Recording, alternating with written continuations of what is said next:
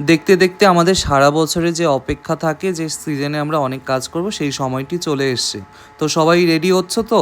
মানে হাতে প্র্যাকটিস করা কিন্তু এখন থেকেই শুরু করে দাও, কারণ আমাদের সিজনে সুন্দর করে কিন্তু প্রতিটা ব্রাইডকে রেডি করব। অক্টোবরের 11 তারিখের ব্রাইড, যেখানে আমি ফার্স্টে গিয়ে সুন্দর করে শাড়ি পরিয়ে দিয়েছি। তারপরে ব্রাইড দেখছিল যে আয়নায় তাকে কতটা স্লিম লাগছে, তো আমি যতটা পেরেছি স্লিম করার মতন করে শাড়ি পরিয়ে দিয়েছি, প্রতিটা প্লিট সুন্দর করে করে করে করে দিয়েছি। এরপর মেকআপটা কমপ্লিট হয়ে গেছিলো আগেই। তারপরে কলকা আর্টিস্ট দ্রোণিকা ছিল, দেখো কি সুন্দর করে আস্তে আস্তে করে কলকাটা করে দিল। তারপর আমি হেয়ারে হাত দিলাম। তো হেয়ারটা অনেকটাই ভলিউম ছিল, আর কিন্তু হেয়ারটা কার্লি হেয়ার ছিল। তো ভালো করে হেয়ারটা দেখে নেওয়ার পর তারপরে আমি ক্রিম্পিং করে নিয়েছি। যতটুকু হেয়ার আমাদের দরকার, মানে পাফের এরিয়া আর ফ্রন্ট সেকশন, মানে ফ্রন্টে থেকে 8 আঙ্গুলের মতন হেয়ার রেখে বাদবাকি হেয়ারটাকে আমি পেছনে গার্ডার করে নিয়েছি। এরপর হেয়ারটাকে বাকি হেয়ারটা ক্রিম্পিং করে নিয়েছি। ক্রিম্পিং করার আগে গার্ডার করে নিলে এরিয়াটা বুঝতে সুবিধা হয় কতটুকু এরিয়ায় আমি ক্রিম্পিং করব।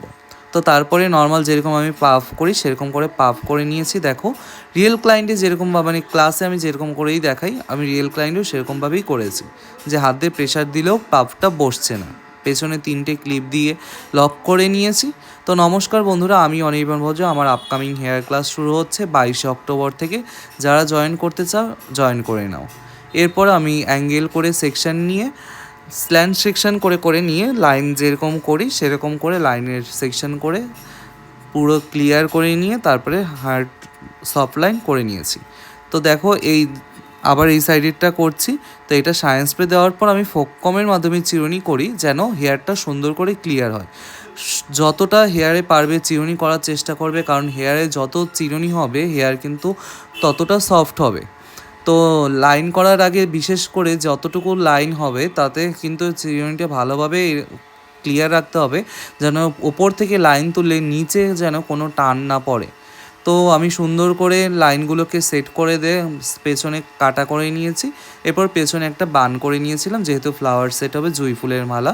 ফ্রন্টে একটি টিকলি ছিল, সুন্দর টিকলিটাকে সেট করে নিয়েছি।